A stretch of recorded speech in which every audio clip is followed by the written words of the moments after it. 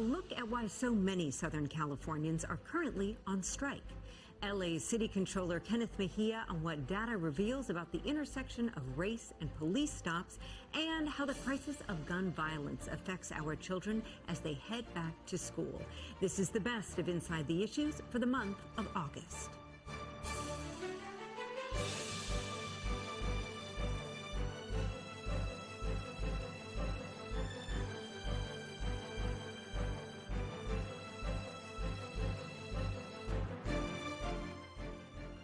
In late August, yet another mass shooting occurred in Southern California, this time in the Orange County community of Trabuco Canyon at a popular biker bar.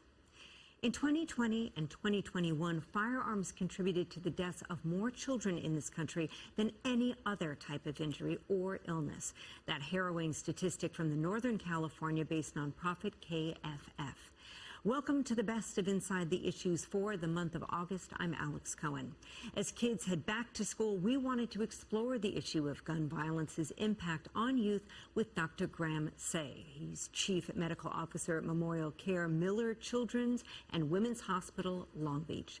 Dr. Say began by arguing that this trend is a public health crisis among younger Californians. Gun violence is absolutely a public health emergency. Certainly is being precipitated by the COVID pandemic.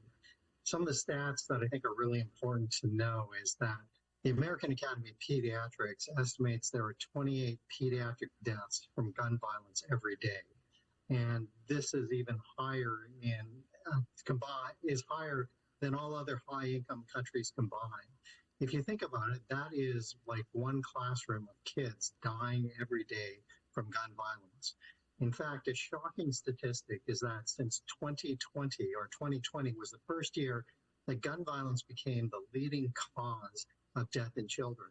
This is even more than motor vehicle accidents, which prior to 2020 was the leading cause of death. Children are more at risk of dying from gun violence than they are of dying in a motor vehicle accident since 2020. This is a shocking statistic and reflective of why this needs to be managed and treated as a public health emergency. And I think when people hear that kids died of gun violence, maybe the first reaction, because it's become all so common, is that it is a mass shooting situation in a school. But that is not the only way that gun violence affects the lives of young people. Can you walk us through some of the different situations and how are kids most likely to die or become injured from gun violence? Absolutely. Certainly mass shootings garner much of the press and probably a disproportionate amount of the press. In this year already, to the beginning of June, there have been over 270 mass shootings, and many of those have affected children. However, many other gun violence injuries and deaths in the pediatric population occur by other means. One of those is suicide. The incidence of children committing suicide through the use of guns and firearms has been increasing and is a significant problem. As well, unintentional injuries from guns and firearms in pediatrics has been increasing as well. Even as I was driving home today, a young child in South Los Angeles was apparently shot as a bystander between a gun battle between two other individuals. This is happening almost on a daily basis.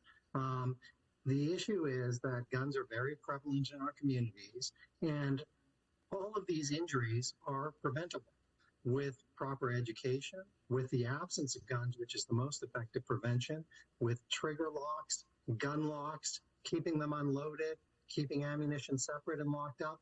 All of these could make a difference in preventing these injuries, but yet we have gun injuries and deaths every day. You mentioned the need for regulation. As you well know, Dr. California already has some of the toughest gun legislation in the nation, and yet we still see plenty of gun violence here. We're still connected to different states that might have different laws. What would you like to see more from government, both here in California and across the country, when it comes to gun control? I would like to see, personally, restrictions on guns that have no purpose, so assault weapons. I don't believe there is a need in our society to have assault weapons or for the individual homeowner to actually own an assault weapon. Those are weapons of war and are not here for sport or for hunting. They really are meant to injure individuals and cause great mayhem.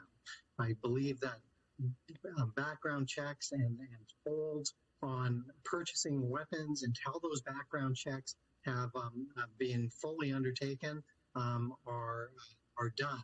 I think people also have to have extreme risk protection orders. So in those individuals that have been identified through whatever method as having mental health issues, as having abnormal behaviors which could potentially lead to violent acts, there need to be laws that allow law enforcement to go in and remove guns from those households if guns are present.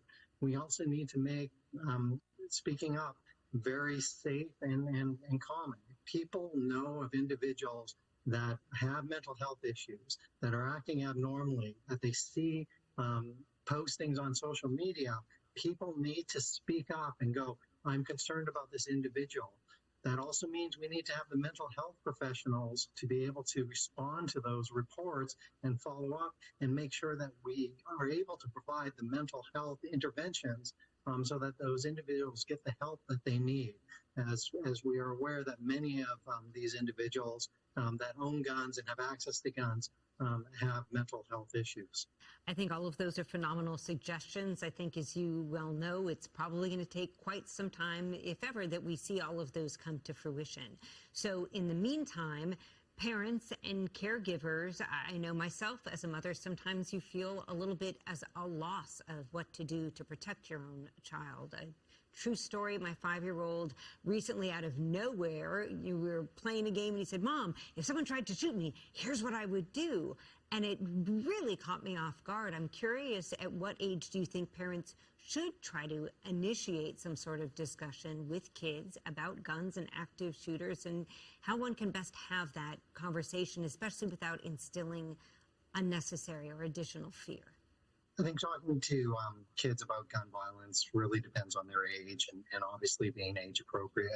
I think it's with the younger children, making sure that they're aware that guns are dangerous, that they are not toys, that they, if they see one at home or certainly at a friend's house that is present, that they need to let mom and dad know that there's a gun present. That's one of the dangers is we can control things in our home, but when they go to friends' houses, sleep over or have parties over there, we often don't ask the question of, do you have guns in the friend's home and how are those stored? That's very important.